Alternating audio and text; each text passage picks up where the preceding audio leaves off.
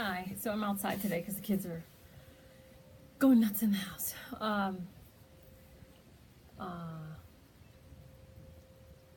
Today I had a very common situation that happens. Maybe you've heard of we deny in ourselves what we hate in others, or we hate in others what we deny in ourselves.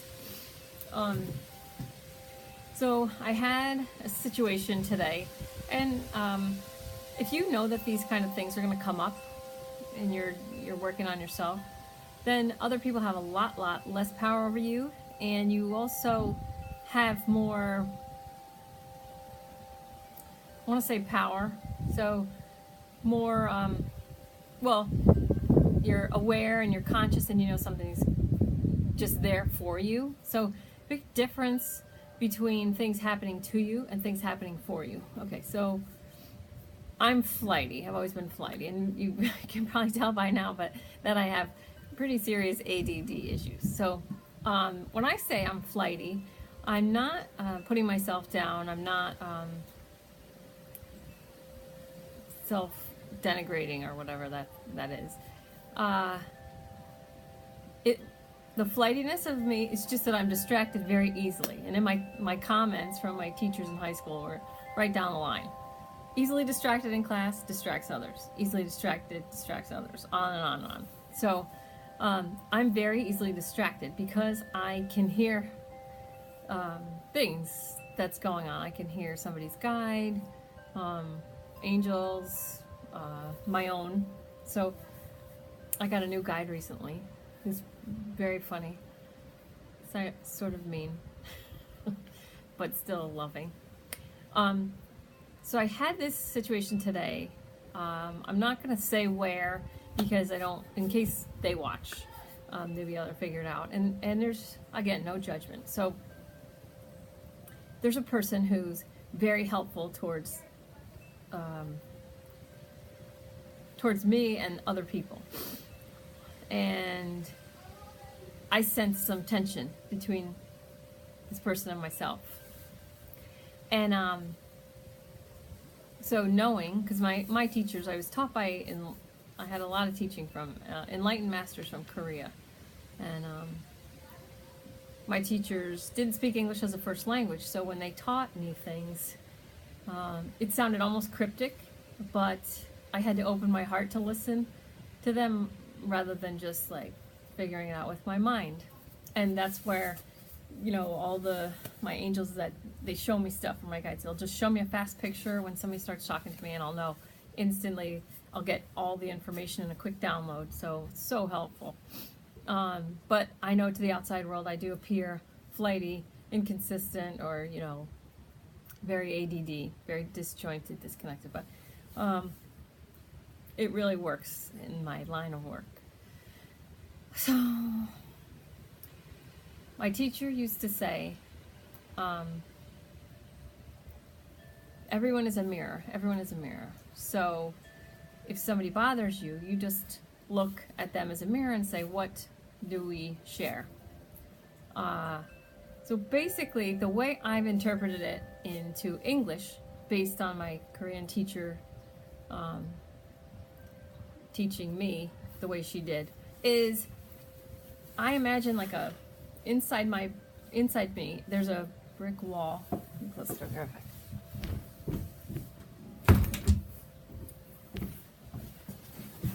Inside me is a brick wall, and all the bricks in that wall represent a block to love.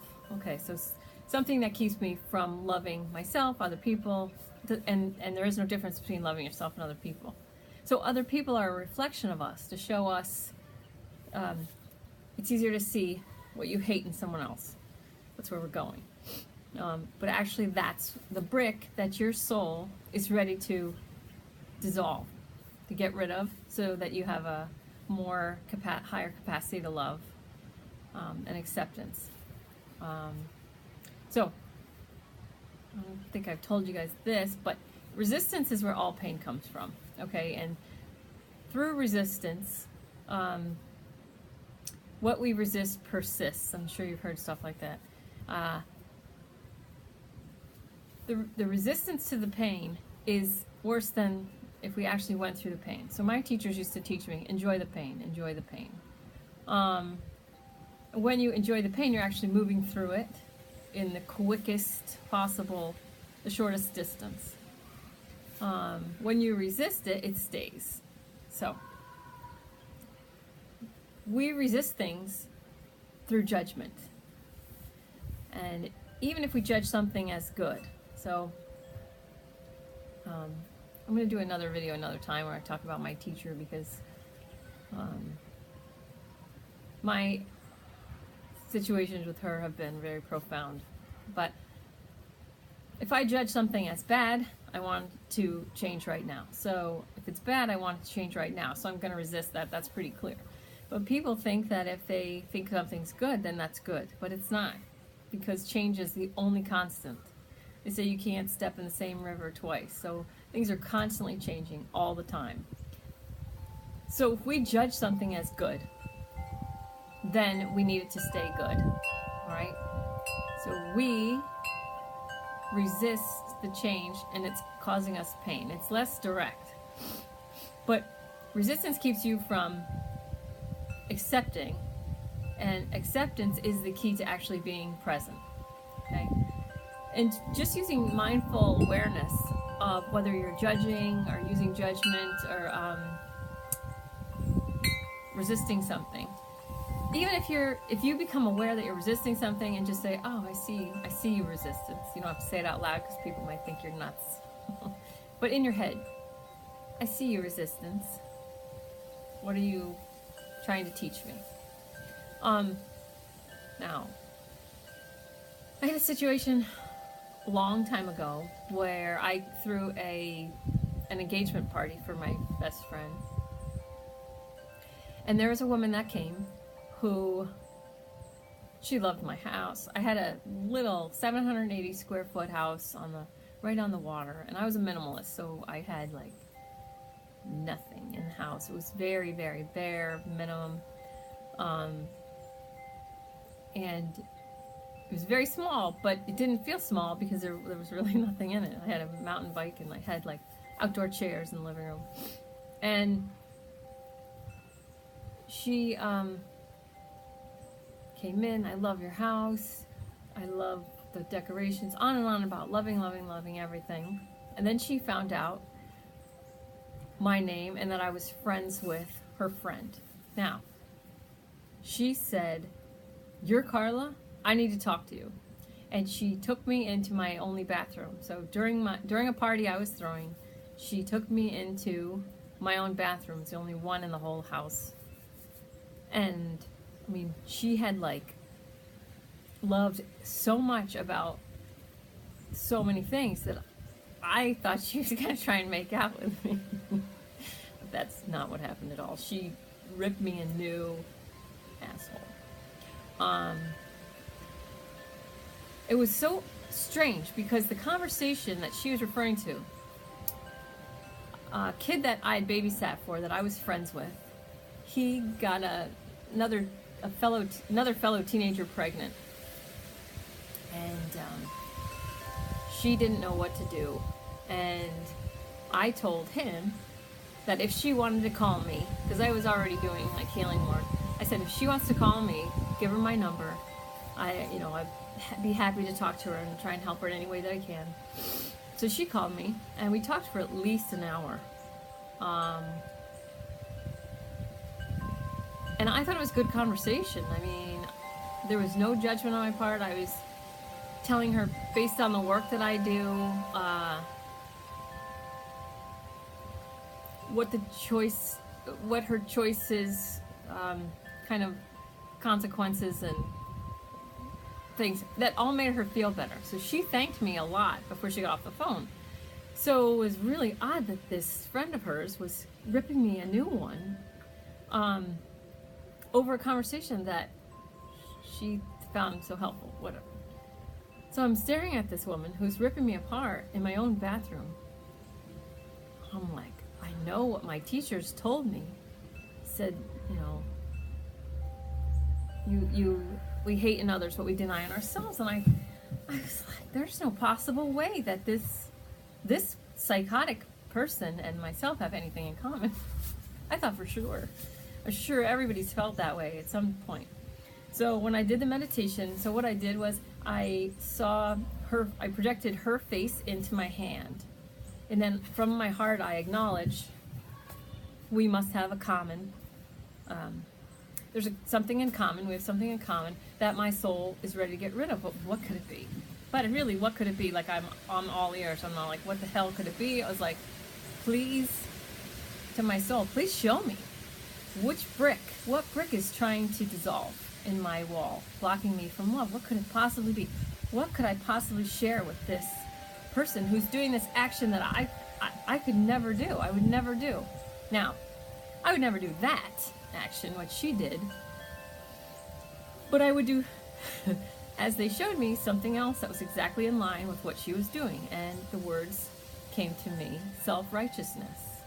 And I was so taken aback that how could I, I know that it's true because where the information comes from is so deep, and I know that it's true. It's always true. It's cold out here in case you wonder, but it's like, I'm not self-righteous. I just do the right thing. And all these things started coming back to me. There was a guy, like I said, I used to fly, I don't know if I told you guys, I used to fly for United Airlines, and there was someone that I started to date, and someone told me he was married, and I said, no, he's not married. And so I asked him, I said, this guy says you're married. He said, oh, no, he thinks, he remembers me from when I was married. I'm divorced, all the stuff. Well, I believed it. We didn't get very far after that, and I found out in a way that's not completely legal that he was married, and his wife's name was Renee. And I was pissed, I was like 30 years old, 32, and not that I had to get married and have kids, but I didn't want it ruled out on me, and no one wants to be lied to that I know of. Most people don't. Some people don't seem to care. But I care a lot. And lying makes you very weak. Lying makes your body weak. So if you know people whose bodies seem to be breaking down or falling apart, never mind.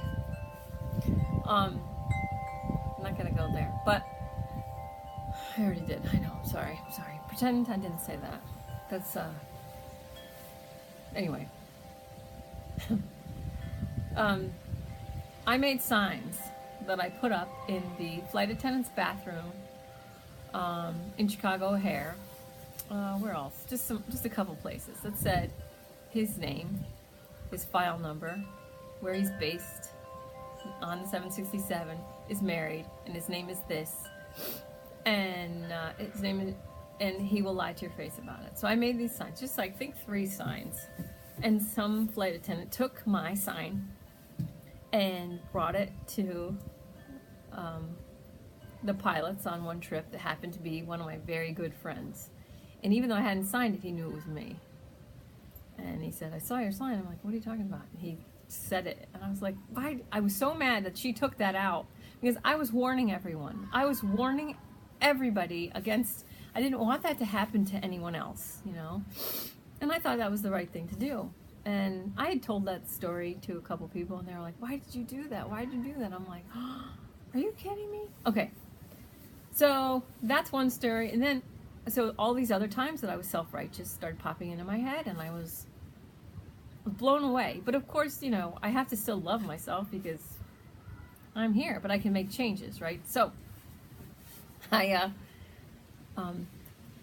ended up happening is just being aware that I have a self-righteous tendency. So I'm not self-righteous, but I have a tendency to be self-righteous when pushed to a place where I'm uncomfortable or angry. So just holding that mindfulness and being okay with it, allowing it, not resisting it, and saying, okay, fine. I started becoming aware of times when I would say, something would happen, say. My reaction would be, oh, I should, da-da-da. And then something in my head would say, oh, that's self-righteous. You're being self-righteous right there. And so it would still pop up, and then more time went by, and what would happen is I would, in my head it would come like, oh, whoa, that was a self-righteous thought. But so once I became aware of the self-righteousness, the consequences for the actions of being self-righteous. So I used to be unaware, so I would do these self-righteous acts, and then I'd have consequences. So my friends saying that, and people saying, oh my God, why would you do that, you know? So once I became aware that I have this tendency, now it stays in my head, and I can, you know, as I become aware of it, but I also have the loving intention to release it, knowing that it's a brick in my wall that blocks me from love. So just having that intention, just having that knowledge, now I know that I'm not going to do the self-righteous action, so I won't have the consequence. So then, as more time goes on, what ends up happening is it starts to become kind of funny, like, well, you know, something would happen, I'd be like, oh my God, in the old days I would blah, blah, blah, and it's funny. But it's still in there. The brick is disintegrating, dissolving, but it's still in there. So then keep going forward a little. Something happens, and I think about what I would have done in the old days, and I don't think it's funny anymore. I think I have compassion for how much I used to suffer. And I didn't even realize I was suffering. I did not realize that I was suffering and reacting to what I felt was an injustice of some kind, and I was taking self-righteous actions. And so it went from being funny now to being like just compassion. Not feeling sorry for myself, that's a big difference. Feeling sorry for someone is not the same as compassion. Compassion is love plus understanding. When you feel sorry for someone, that's a pity vibe. It's a very negative vibration. It's a lower vibration, it's negative. You don't want to be putting that out, for one thing, because it's a negative vibration, you don't want to do that. But number two, if you tell, like I said, your body hears everything you say, and if you say, I feel sorry for so-and-so, the universe isn't going to judge that as, she doesn't really mean that. It's going to say, oh, okay, you want to feel her pain? Here you go. You want to feel sorry? Here you go. It doesn't care. It's like, okay, you're getting what you want because you asked for it. So, then, as it goes on, now, so I have compassion for myself, and now I can see people in society suffering with the same brick. So, if this makes sense, I can see people who are reacting in self-righteous thoughts, words, or deeds, and I can have compassion for those people. I can watch it without judgment because I've lived through it. And now I have nothing but compassion. So where that brick was in the wall is now, you know, it's open. But what it's left with is compassion there. So when I first talked about the wall, you may think, oh, well, that's too bad. It would be great if we could be born without that wall at all. It'd be great if we could be born with no wall. I mean, that's what it would sound like. But that's not really true, because through my process, through the process, being a total douche, you know, and self-righteous and reactive, through going through that, then I start to grow. When I start growing, now I'm able to be compassionate and loving towards people who are suffering, that don't even know they're suffering. And I know they don't know they're suffering. Now, I'm not going to react to those people because that's not going to help anybody. Plus, I have compassion for them. So even if they pull some kind of self-righteous act on me, I'm not going to react in anger because trust me, like, I've done enough. So I can sit there and say, okay, you know, they're just feeling the pain that I used to feel. And they might not know it. They might not realize it as suffering. Okay, so now, today, there was a woman today that I completely respect. She's very helpful. and I sensed a tension. And I don't really want to give the particulars because then people could figure it out.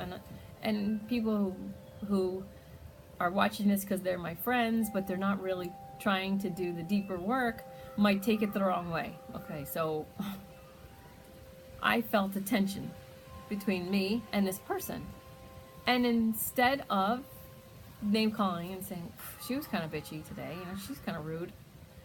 She's kind of, I think she hates me, or I don't know why she treats me, blah, blah, blah. All the ego mind starts making me into a victim. So sidebar, if you're ever hearing a story in your head where you're a hero or a victim, that's your ego protecting you.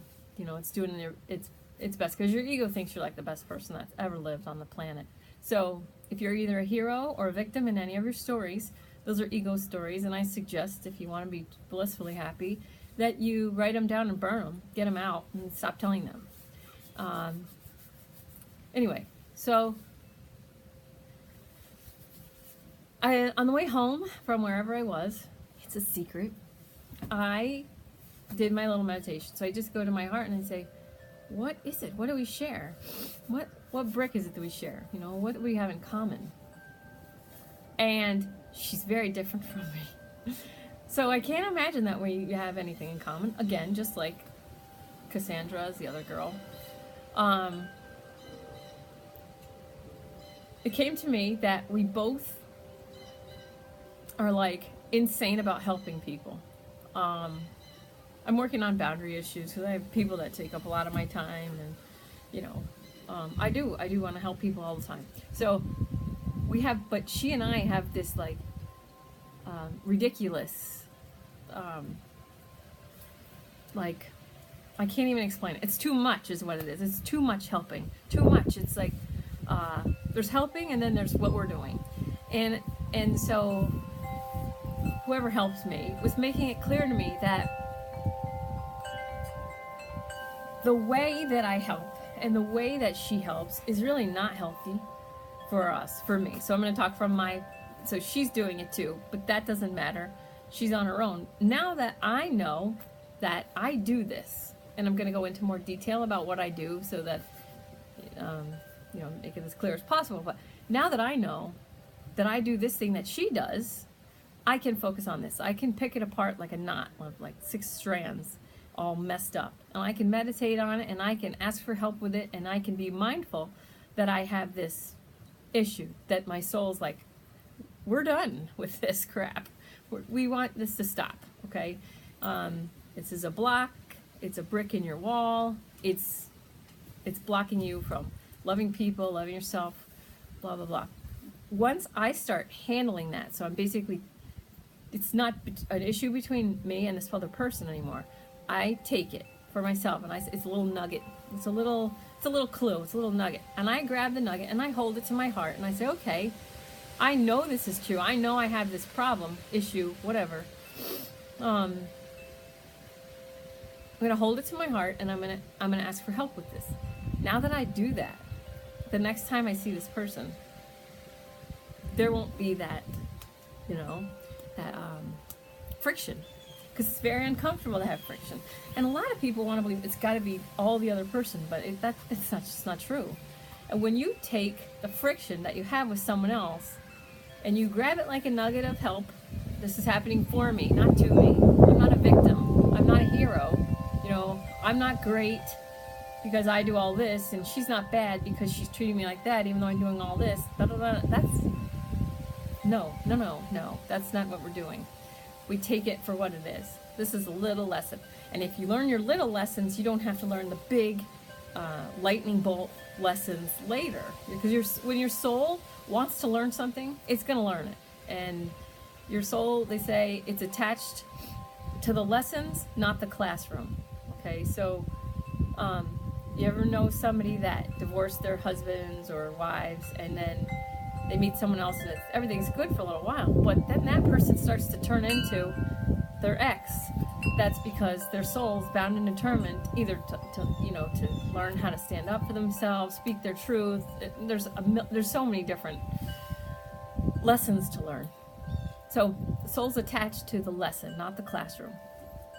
So when you when you feel a little friction and you work with that nugget and you meditate and you pick that knot apart, then you'll notice your life just smooths out. There's like less drama. It's like Teflon. It's like there's no drama that can stick. And as you work on yourself, your vibration rises.